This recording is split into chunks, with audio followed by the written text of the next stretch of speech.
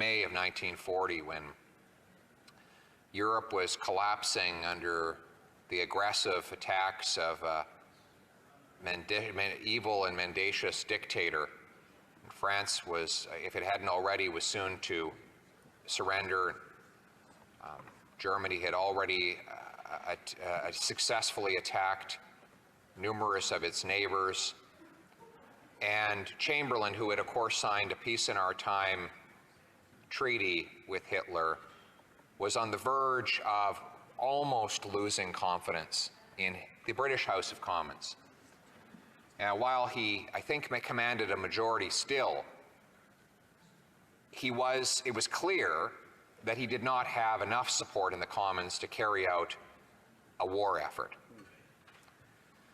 And so there's this story of a famous meeting where Churchill, Chamberlain, and Lord Halifax gathered together in one room. Oh, to have been a fly on that wall. It was clear Chamberlain was on his way out, and the obvious replacement, of course, was Lord Halifax. Most people would have assumed Churchill. Now, who was Lord Halifax and what was his plan? Well, he was a widely respected member of the aristocratic elite, a senior conservative in the British Parliament. He had engaged in efforts already in the early stages of the Second World War to initiate negotiations for the surrender of all of mainland Europe to Hitler. He initiated those negotiations through Mussolini. In other words, he was going to ask Mussolini to be the mediator in negotiations between Great Britain and Hitler on the surrender of Europe. That was his plan. And the three of them went into this meeting expecting that Lord Halifax would come out as Prime Minister. And as certain historical accounts relay the events, Chamberlain said, I believe I am losing the confidence of our caucus and perhaps of our Commons, and I no longer can continue prosecuting this war. I will resign, and the question is, who should replace me? I think it should be Lord Halifax. And Lord Halifax, as the story is told, said, no, I think it should be Winston Churchill. Of course, Winston Churchill said, I agree.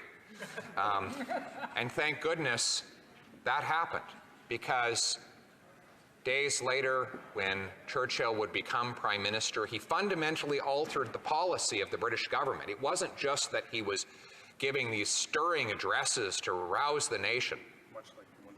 There are many of those examples, and we can get lost in the soaring and brilliant rhetoric of the time.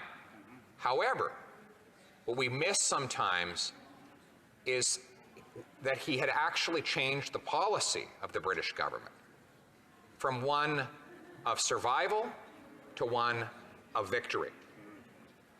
He said, what is our aim, you ask? Victory. Victory at any cost.